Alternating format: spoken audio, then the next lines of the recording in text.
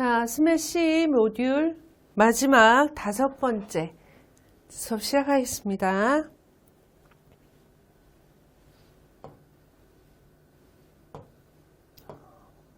이번 순서는요, 고객 만족 경영에 관한 얘기입니다.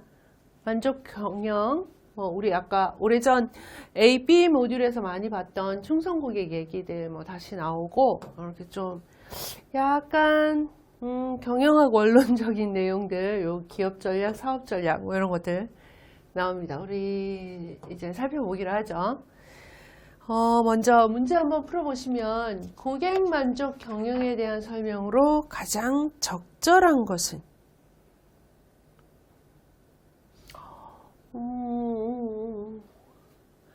고객 만족도를 정량적으로 파악하고 객관적으로 판단하여 이를 제고하기 위한 경영 노력 그 자체를 말한다.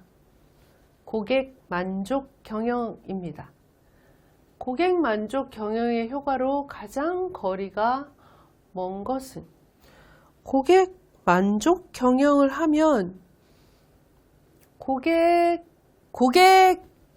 내가 나를 만족시키기 위해서 최선을 다하는 SK텔레콤, U+를 만나서 제가 지금 SK텔레콤을 사용하고 있어요. 그러면 다른 LG U+가 막 저한테 마케팅 활동을 하는 거죠. 그래서 갈까 생각을 해봤더니 전환 비용이 너무 높은 거죠. 아주 저렴한 비용으로, 좋은 비용으로 SK텔레콤이 나를 만족시키고 있었던 거지. 봤더니 전환하려고 LG U+로 전환하려고 봤더니 돈이 너무 많이 들어. 효과하면 고객 만족 경영이면 가장 거리가 먼 거잖아요. 만족하면 고객 전환 비용이 만족하지 않았을 때 이게 말이 되게 헷갈리네요. 아무튼 고객 전환 비용이 최대화됩니다. 만족하면 다른 데로 움직이려면 돈이 많이 들죠. 전환 비용, 전환 장벽 하지 않았습니까? 그죠? 고객을 계속 유지하기 위한 방법으로 가장 적절하지 않은 것은 계속 유지하기 위해서 종업원들한테 이렇게 빡빡하게 굴면 종업원들이 어떻게 고객 맞춤형으로 좋은 서비스를 제공할 수 있겠습니까? 제가 보니까 자꾸 앵글 밖으로 나가네요. 죄송합니다. 자, 고객 만족 경영부터 보겠습니다. CSM입니다. Customer Satisfaction Management. 고객 만족도를 정량적으로 파악하고 객관적으로 판단하고 또 이를 제고하기 위한 경영 노력 그 자체. 이렇게 쭉 얘기가 나옵니다. 어떻게 하면 만족 경영의 효과는 어떻고 이렇게 나옵니다. 여기에서 지금 PSP 경영 철학이라는 게 나와요. 사람 중심, P, people, S, 서비스, 그 다음이 profit입니다. PSP 경영 철학. 사람, 직원을 최우선순위에 놓고, 그러니까 내부 고객, 그 다음 서비스, 수익을 추구한다. 가장 대표적인 회사는, 기업은 요즘은 페덱스에 대한 얘기를 굉장히 많이 합니다. 국제 항공 운송 관련된 회사죠. 페덱스도 그렇고. 제 기준으로 가장 이 PSP 경영 철학에 잘 들어맞는 회사는 싱가포르 에어라인입니다. 여기에 최고 경영자가 나와서 이런 얘기를 합니다. 우리의 목표는 고객 만족이 아니다. 우리의 목표는 직원 만족이다. 만족하는 직원이 가장 좋은 서비스를 만들어낸다.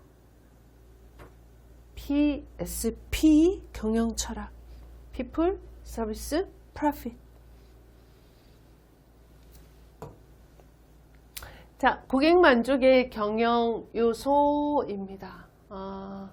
제품과 서비스, 고객 감정, 소비 전후, 고객 만족을 어느 시점에서 결정이 되는지 이런 것들에 대한 얘기가 쭉 나와 있고요.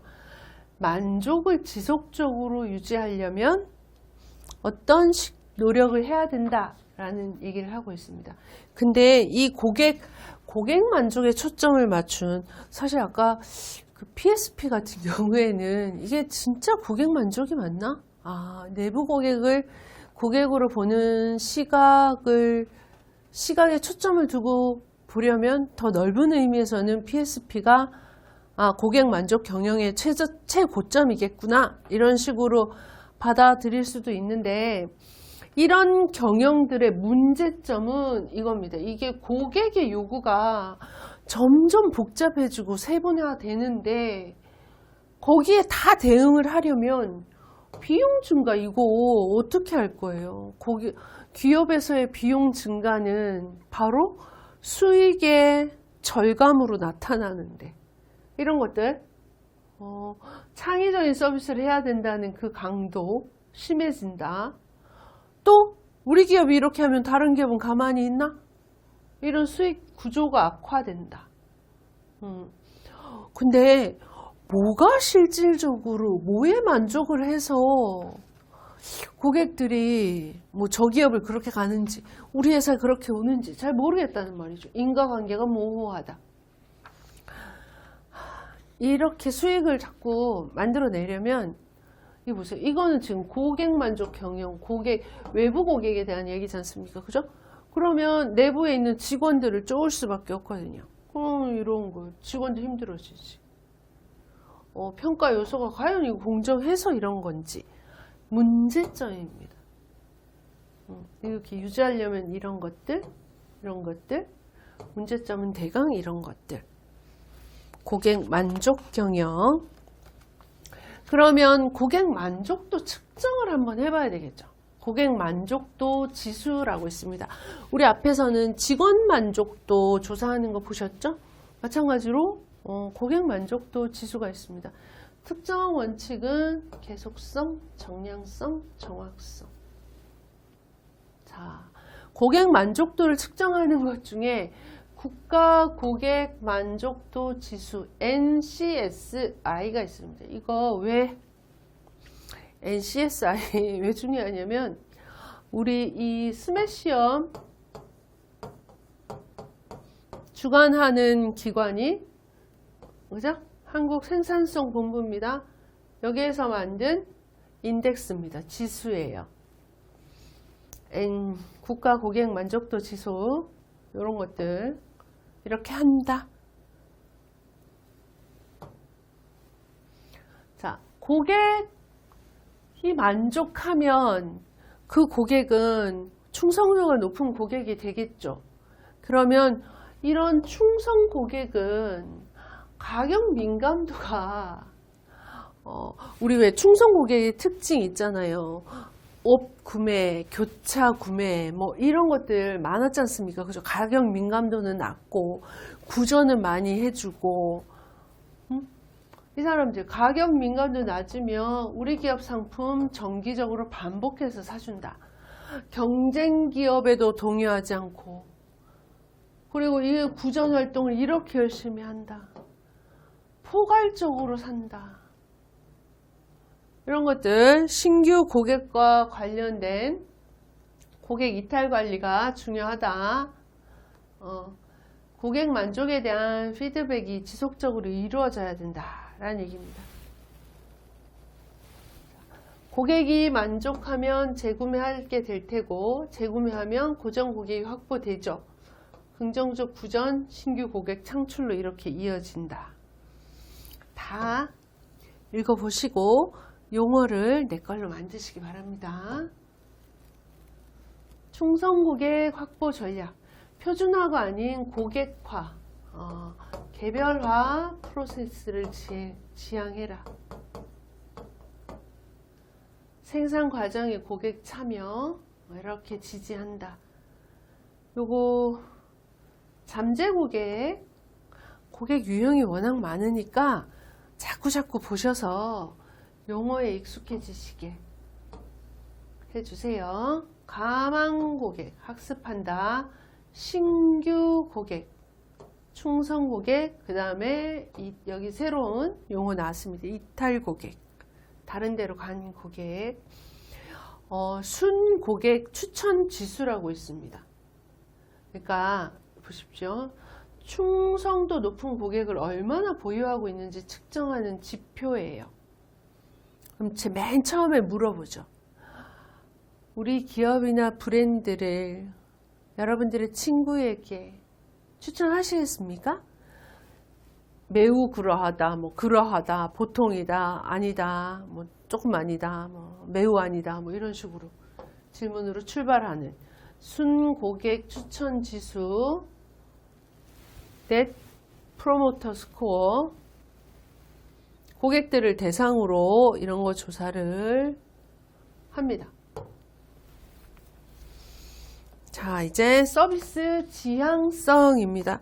지금 우리 고객 만족 경영에 대해서 하고 있습니다. 서비스 지향성에 관한 설명 중 가장 적절하지 않은 것은 탁월한 서비스는 접점에서 전달되므로 서비스 지향성은 접점 위주로 포커스를 두어야 한다. 제가 이런 접점, 서비스 직원만, 해당 직원만, 내부 직원만, 외부 직원만 이런 얘기 나오면 접점 아니고 지향성은 전사적 관점 위주로 포커스를 맞춰야 된다. 전체 회사 모든 조직들이 거기에 포커싱을 해서 움직여야 된다. 자, 탁월한 서비스가 최우선이라는 믿음 나옵니다. 접점에 국한되지 않는다. 전사적으로 기획, 설계, 구성해서 수행해야 된다. 서비스 지향성도 절대적인 게 아닙니다. 다른 SK텔레콤과 KT 어디가 더 경쟁자와의 상대적 우위.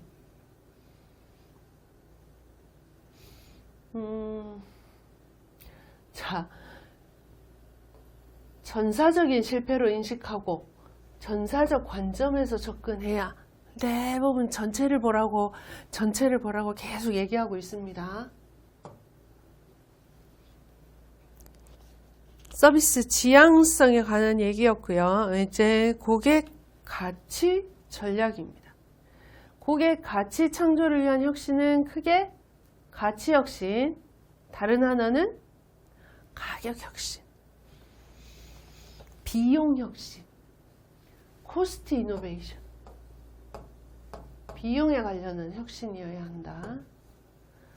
고객 만족 경영에 어떤 개념을 설명하는지 얘기를 하자면 이거는 고객 가치 연장에 대한 얘기입니다. 샤워부스 제공하는 건 고객 가치 연장에 관한 얘기입니다. 자, 고객 가치 전략. 가치, 고객이 지불한 비용보다 더 많은 혜택을 주는 거다. 기업이 제공하는 모든 활동에 대한 내 인식이다. 판단, 평가, 상대적 가치가 중요하다 이거죠. 자, 핵심 전략, 가치 혁신과 비용 혁신. 제공하는 수준을 높이거나 아니면 비용을 줄이거나 비용 대비 높은 가치를 나에게 주거나 이해되시죠? 가치를 높이거나 돈을 줄이거나 돈은 그대로 두는 대신에 더 주거나. 자, 기존에 있던 거에 부가적인 혜택을 제공해서 증진시키는 겁니다. 그죠? 고객에게 혜택 주기, 전환 비용 높이기, 교차 판매 기회 제공, 이런 실행 등이 필요하다. 가치 연장. 요거 아까 그 고객을 위한 그런 것들을 만드는 거, 이런 것들은 가치 연장의 활동이다. 새롭게 추가되는 혜택을 제공해서 가치를 증진시키는 거, 이거 가치 연장 활동이다. 고객이 내가 느끼는 가치가 가치가 더 늘어났네, 연장됐네, 길어졌네, 이런 느낌이라고 생각을 하셔야 될 것 같아요.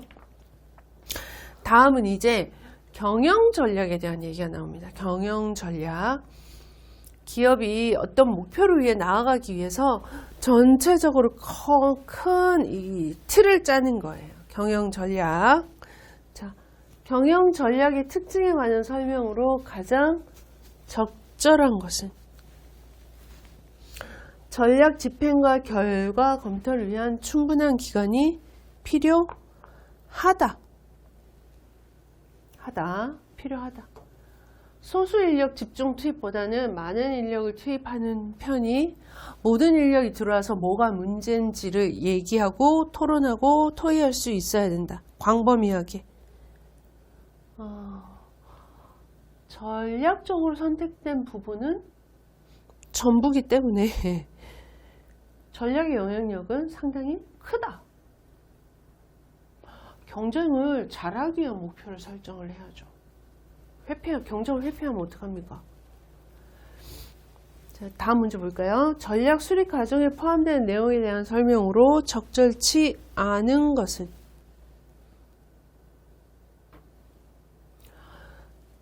보십시오. 외부 환경 평가와 기업의 강약점 파악을 한 후에 경쟁 우선순위를 결정해야 됩니다. 뭘 알아야 이런 걸 하지, 이걸 하고 이걸 하면 아무 소용이 없어요. 나를 알고 환경평가, 남도 알고 그 다음에 우리의 목표를 정하는 겁니다. 그래야 기업 전략을 수립한다. 적절치 않은 것이에요. 서비스 운영 전략과 관련된 설명으로 가장 적절한 것은? 자, 기능 전략은 생산, 마케팅, 재무, 인적 자원 관리 등 기능적 부분에서 수행하는 전략이다. 기업 수준의 전략 나왔는데 요거 사업 수준입니다. 기능 활동을 조절 보세요. 기업 수준의 전략이 나오고요. 뒤에 가면은 표가 나오니까 자, 사업 수준의 전략이 있고요. 그 다음에 기능 수준입니다. 이 일로 올라갈수록 상위 개념인 겁니다. 기업, 사업, 기능. 경영 전략이 큰 이 테두리에 이렇게 있으면 이 안에 이게 이렇게 포함이 된다고요. 기능 전략이 맨 밑에 거니까 요런 소소한 것들 이렇게 쭉 정한다. 그러면 이거는 사업 전략이 아니라 기업 전략이 되는 거죠. 이거는 사업 전략이 되는 거죠. 기업 내 특정 사업에 대한 전략, 사업 전략이 되는 거죠. 자, 바로 나왔네요. 경영 전략.